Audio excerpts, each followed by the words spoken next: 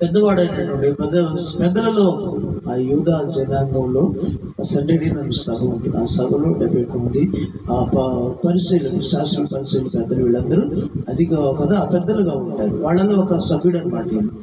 అంటే వాళ్ళే అన్ని చట్టాలు చేసేటువంటి వారని అర్థం. వాళ్ళు తీర్మానాలు చేసేటువంటి వారని అర్థం.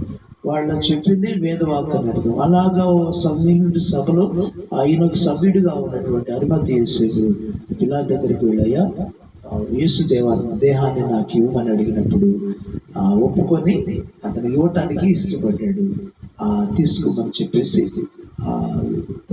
కదా ఇచ్చినప్పుడు, ఆ మాట ఇచ్చినప్పుడు అరిమతయి యోసేపు శిలువలోంచి ఆయన్ని తన కొందరు కలిసి దించి నన్ను వారి మీద తనకున్నటువంటి తెల్లని వస్త్రాలు ఆయన చుట్టి కదా, నార వస్త్రాలు చుట్టి అంట ఆయన కొరకు తొలిపించుకున్నటువంటి క్రొత్త సమాధిలో యేసుక్రీస్తు ప్రభు అని తన కొరకు తొలిపించుకున్నాడు. తన కోసం ఆ సమాధిని తొలిపించుకున్నాడు. ఆ క్రొత్త సమాధిలో ప్రభు వారిని ఉంచడం ఒక గొప్ప విశేషం. ధనవంతుడి యొద్ద ఆయన పాతి పెట్టబడిన లేఖనాన్ని చదివిస్తుంది. ఈ లోకంలో ఏమి లేని వాడిగా జీవించాడు. ధనాన్ని సంపాదించుకోవాలా, భూమిని సంపాదించుకోవాలా, బలాన్ని సంపాదించుకోవాలా, ఆత్మలను సంపాదించాడు. తండ్రి కోసం జీవించాడు. దేవుని రాజ్యాన్ని వెతుకుతూ జీవించాడు. ధనము లేనివాడిగా ఉన్నాడు, బలం లేనివాడిగా, బలవంతుడయ్యుండి కూడా బలం లేనివాడు, ధనవంతుడయ్యుండి కూడా ధనం లేనివాడిగా ఉన్నాడు కదా. చివరిలో మరి ఆయన చనిపోతే ధనవంతుల సమాధిలో పెట్టబడ్డాడు. దేవునికి స్తోత్రం. ఎంత గొప్ప ఆశ్చర్యం. ఇంకంటాడా ఎవరు పెట్టినట్టు, ఎవరు అంతకుముందు ఉంచినటువంటి క్రొత్త సమాధి యేసుక్రీస్తు ప్రభు దేవుడు కోరుకునేవి కూడా ఫస్ట్ ప్రయారిటీ కోరుకుంటాడు. క్రొత్త సమాధిని కోరుకున్నాడు. అక్కడ యెరూషలేములోనికి ఆయన వస్తున్నప్పుడు, విజయోత్సవాలతో ప్రభు వస్తున్నప్పుడు ఆయన కోరుకున్నది కూడా ఎవరు ఎక్కలేని గాడిద. First priority.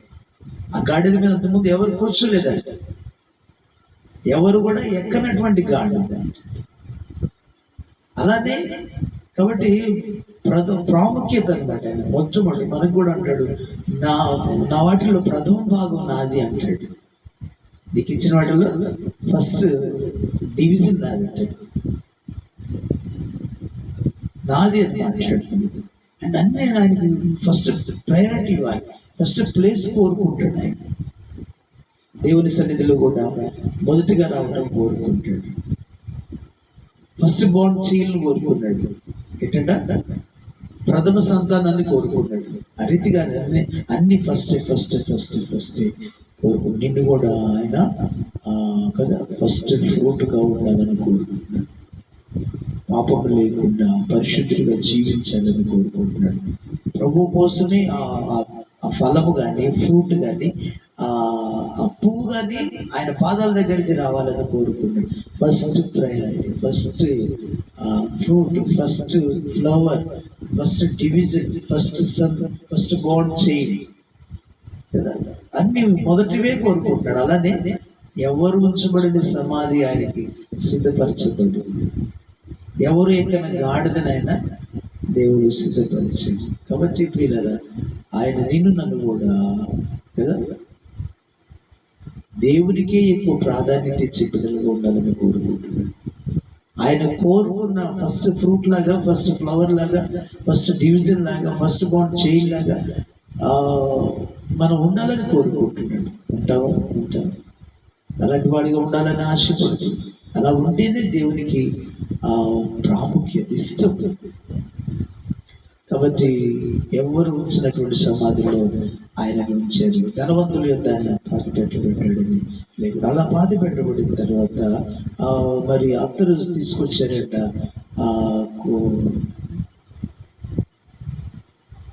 అత్తరు పోసి ఇంకా సమాధిలో ఉంచారు. ఆ సమాధిలో ఉంచిన తర్వాత వాళ్ళందరూ కూడా ఈ వంశకుడు 3 దినాలు లేస్తారని కొంతమంది అన్నప్పుడు పిలాతు వారికి రాడు వారిని ఇచ్చాడు. ఆ కాపలాదారులను అక్కడ ఉంచాడు. దేవునికి స్తోత్రం కలుగును గాక. కాపలా ఉంచాడు. చాలా సైన్యాన్ని కాపలా ఉంచాడు. ఒకవేళ ఆయన శిష్యులు తీసుకుపోతారేమో, మొదటి వచ్చిన కడపడి వచ్చినప్పుడు చెడ్డదిగా ఉంటుందని మాట్లాడుకున్నారు. వాళ్ళు సైన్యాన్ని కాపలా ఉంచాడు. ముద్ర వేశారు, భద్రపరిచారు సమాధిని. అయితే ఆయన 3 దినమున ఏం చేశాడంట? తిరిగి లేచాడు. దేవునికి స్తోత్రం చెప్పండి. హల్లెలూయా. ఆదివారం తెల్లవారుజామున కొంత స్త్రీలు అక్కడ సమాధి దగ్గరికి వెళ్ళినప్పుడంట, ఆ రాయి దొర్లించబడి ఉందంట, సమాధి రాయి. ఆ రాయి మీద కూర్చుని ఉన్నాడంట ఒక తెల్లని వస్త్రాలు వేసుకున్నటువంటి దూత. వారితో మాట్లాడి, మీరు ఎందుకు ఇక్కడ ఉన్నారు? ఇంకా ఎందుకు మృతుల్లో ఆయన వెతుకుతున్నారు మీరు అని మాట్లాడుతున్నారు. మృతుల్లో ఆయన ఎందుకు వెతుకుతున్నారు? ఆయన ఏదిగా తను పాపిష్టుల చేతికి అప్పచెప్పబడి, చంపబడి, సిలువేయబడి ఆయన చనిపోతాడు, చంపివేస్తారు, ఆయన సమాధి చేయబడతాడు, 3 దినాలు సజీవుడై తిరిగి లేస్తాడని చెప్పినట్లుగా, ఆయన 3 దినాన తిరిగి లేస్తాడని చెప్పినట్లుగా ఆయన తిరిగి లేచి ఉన్నాడు. ఆయన లేచి ఉన్నాడు. మీరు ఎందుకు ఇంకా ఇక్కడ వెతుకుతున్నారు? మృతులలో వెతుకుతున్నారు. ఆయన తిరిగి లేచాడని ఆ సువార్తను దేవదూతలు అక్కడ వచ్చినటువంటి స్త్రీలతో చెప్పినప్పుడు వాళ్ళు వెళ్ళి శిష్యులతో చెప్తే శిష్యులు నమ్మలేదంట. అంటే తాను బ్రతికున్న దినాలలో వారితో చెప్పాడు, నేను పాపిష్టులైన మనుషుల చేతికి అప్పగించబడతాను, వారు నన్ను హింసిస్తారు, బాధిస్తారు, చంపి సిలువ వేస్తారు, కొడతారు, కొడాలతో కొడతారని. అయితే నేను తిరిగి లేస్తానని చెప్పిన మాట శిష్యులకు జ్ఞాపకం లేదు. ప్రియులారా, క్రీస్తునందు ప్రియులారా, కాబట్టి దేవుని మాటలు జ్ఞాపకం ఉంచుకోవాలి, దేవుని వాగ్దానాలు జ్ఞాపకం ఉంచుకోవాలి మన జీవితంలో. అప్పుడు వాటిని మనం ఎత్తి ఆయన చూపించినప్పుడు అవి మన జీవితంలో నెరవేరుస్తాయి. దేవుని మాటలు జ్ఞాపకం ఉండాలి, అవి మనకు జ్ఞానాన్ని ఇస్తాయి. దొరికిన వారికి అవి జీవాన్ని ఇస్తాయి, వారి సర్వశరీరానికి ఆరోగ్యాన్ని ఇస్తాయని దేవుని వాక్యం ఉంటుంది. పిల్లలు దేవుని మాటలు మర్చిపోతే ఇక మనకేమి శూన్యం. కాబట్టి వాటిని జ్ఞాపకం చేసుకోవాలి, ధ్యానించాలి, మనసులో దాచుకోవాలి, ధర్మశాస్త్రం నేర్చుకోవాలి, ఆజ్ఞలు నేర్చుకోవాలి, వాక్యం నేర్చుకోవాలి, మనసులో దాచుకోవాలి. వాటిని మనం ప్రార్థిస్తూ ఉండాలి. అప్పుడే మనకు జీవాన్ని, సర్వశరీరానికి ఆరోగ్యాన్ని ఇస్తాయి. కాబట్టి జ్ఞాపకం ఉంచుకోవాలి. ఆ రీతిగా ఆయన తిరిగి లేచిన తర్వాత మగ్దలేని మరియ కనిపించాడు. ఆమె ఏడుస్తూ ఉంది సమాధి దగ్గర. ఏడుస్తూ ఉంటే పిల్లరా, ఏడుస్తూ ఉంటే ఆయన పలకరించాడు. ఎందుకు ఏడుస్తున్నావమ్మా అని పలకరించాడు. అయ్యా, నా ప్రభు శరీరాన్ని ఎవరు తీసుకెళ్ళారు? తోటమాలి అనుకొని తోటమాలిని ప్రభు శరీరాన్ని ఎవరు తీసుకెళ్ళారయ్యా? దయతో నువ్వు తీసుకెళ్తే నాకు ఇవై నేను మోసుకొని తీసుకెళ్తాను, శవాన్ని తీసుకెళ్తున్నాడు. ఒక ఆడ మనిషి ఎంత ప్రేమించింది ప్రభు మాకు తెలియదు. మరి మోసుకు వెళుతానంటాను. అంత ప్రేమను కనపరిచినప్పుడు, ఏడుస్తున్నప్పుడు ప్రభు వారు అన్నాడు, మరియా అని. తను జీవించిన దినాలలో ఆమెను పలకరించినట్లుగా మరియాని పలకరించిన ఆ స్వరాన్ని గుర్తుపట్టి ప్రభుని అని కేకవేస్తుంది. నన్ను ముట్టుకోవద్దమ్మా, నేను ఇంకా తండ్రి ఎద్దకు వెక్కి వెళ్ళలేదు. దేవునికి మహిమ కలుగును గాక. ఈ విషయం నేను తిరిగి లేచిన శిష్యులకు తెలియచెప్తున్నాను అని చెప్పేసి ఆయన పంపించినట్లు దేవుని వాక్య భాగంలో మనం చూస్తున్నాం. కాబట్టి ఆయన ఏ రీతిగా చెప్పిన మాట, ఆయన మాటలు జీవము గలవి, ఆయన మాటలు శక్తి గలవి. భూమి ఆకాశంలో గతిస్తాయి కానీ ఆయన మాటలను పొల్లైన సున్నాన్ని తప్పిపోదని దేవుని వాక్య భాగం సెలవిస్తున్న ప్రియుల. దేవుడు మాట ఇచ్చేటట్టే తప్పదు. అందుకే ఆయన మాట తప్పని వాడు, మాట్లాడే దేవుడు, నమ్మదగిన దేవుడు. ఆయన మాట సత్యమని అర్థం పిల్లల. కాబట్టి నమ్మాలి మనం ఆయన మాటల్ని, మన జీవితంలో నెరవేరుస్తాడు. దేవునికి మహిమ కలుగును గాక. ఆ రీతిగానే క్రీస్తునందు ప్రియ దేవుని పిల్లల, ఆయన తిరిగి లేస్తానని చెప్పాడు. తిరిగి జీవాన్ని అందుకొని తిరిగి లేచాడు. తన శిష్యులకు కనిపించాడు. ప్రియుల నా వందనాలు. ఆ రీతిగా ఆ పునరుద్ధానం యొక్క ఆశీర్వాదాలు చాలా ఉన్నాయి. ధ్యానిద్దాం. కాబట్టి ఆయన తిరిగి లేచాడు. ఆ సువార్తను మగ్దలేని మరి స్త్రీలకు ముందు తను ప్రత్యక్షతనిచ్చి వారికి ఆ సువార్తను ప్రకటించమని వారికి ఆ యొక్క గొప్ప ధన్యతనిచ్చాడు. వారు వెళ్ళి శిష్యులతో ప్రకటించినట్లుగా దేవుని వాక్య భాగంలో చూస్తున్నాం. కాబట్టి ప్రియమైన దేవుని పిల్లరా, దేవుడు యేసుక్రీస్తు ప్రభు వారు ఆయన జీవము కలిగిన దేవుడు అని అర్థమవుతుంది పిల్లలు. ఆయన సమాధిని జయించాడు, మరణాన్ని జయించాడు, మృత్యువుని జయించాడు కదా, ముద్రను జయించాడు, ప్రభుత్వాన్ని జయించాడు, రాణువాన్ని జయించాడు. అందరూ బంధించి ఉంచాలని చూస్తే ఆయన శక్తిమంతుడిగా తిరిగి లేచాడు. ఆయన యొక్క గొప్పతనం అది అర్థం. ఆయన తిరిగి లేచినప్పుడు దైవం అనే అర్థం. దేవుడికి మహిమ కలుగును.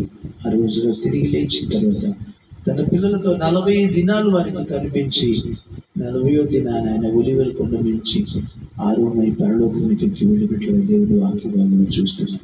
కాబట్టి ఆ సమాధిని కదా నుంచి జయించి, అంతకుముందు చనిపోయిన వారినందరి సమాధి పాతాళం బంధిస్తుంది, ఎవరు తిరిగి లేవలేదు. యేసుక్రీస్తు ప్రభువారు ఒక్కరు మాత్రమే తిరిగి లేచారు. ఆయనే అలానే ఆయన ఒక్కరు మాత్రమే పరలోకానికి ఎక్కి వెళ్ళారని దేవుని వాక్యం అంటుంది కదా. భూమిలో ఎందరూ మరణించారే, తిరిగి లేచిన వారే లేరు, నీ ఒక్కడివే తిరిగి లేచి జీవమును మాకొసగినావే, పునరుద్ధానుడా పునరుద్ధానుడా, నిరంతరం నీకే స్తోత్రం. పునరుద్ధానుడా, మరణపు ముళ్ళును విరచినావే, మృత్యుంజయుడై లేచినావే, మరణపు ముళ్ళును విరచినావే, మృత్యుంజయుడై లేచినావే, మరణించిన మమ్ము బ్రతికించి మహిళ మాకు విలువను ఇచ్చిన పునరుద్ధానుడా పునరుద్ధానుడా. దేవునికి మహిమ కలుగును గాక. మరణాన్ని, మృత్యువుని, సమాధిని, ప్రభుత్వాన్ని, ముద్రను జయించి తిరిగి లేచిన వాడు సర్వశక్తిమంతుడైన ప్రభువా. తాను లేచి తన పిల్లలకు 40 రోజులు కనిపించి పునరుద్ధాన ఆశీర్వాదాలు చాలా ఉన్నాయి, వాటిని ధ్యానించుకున్నాం. ఆయన 40వ దినాన కదా ఒలివల కొండ నుంచి ఆయన పరలోకమునకు ఎక్కి వెళ్ళినటువంటి గొప్ప దేవుడు. ఆ దేవుని అందరి విశ్వాసం ఉంచుదాం. ఆయన జీవం కలిగి దేవుడిని నమ్ముకున్నాం. సర్వశక్తిమంతుడును ఆయన ద్వారానే మానవులకు పాప విమోచన, పాప క్షమాపణ, నిత్య జీవమని గ్రహించి ఆయన విశ్వాసం ఉంచుదాం. ఆయన నమ్ముకొని ఆయన మాట ప్రకారం రక్షణ పొంది ఆయన ఇచ్చిన స్వాస్థ్యాన్ని అనిపిద్దాం. దేవుడి మాటలు మన వెనుకల్లో దీవించి బహుగా ఆశీర్వదించిన గాక. ఈ పునరుద్ధరణ ఆశీర్వాదం, పునరుద్ధరణ ఫలం మనకు కలుగును గాక. ఆమేన్, ఆమేన్, ఆమేన్.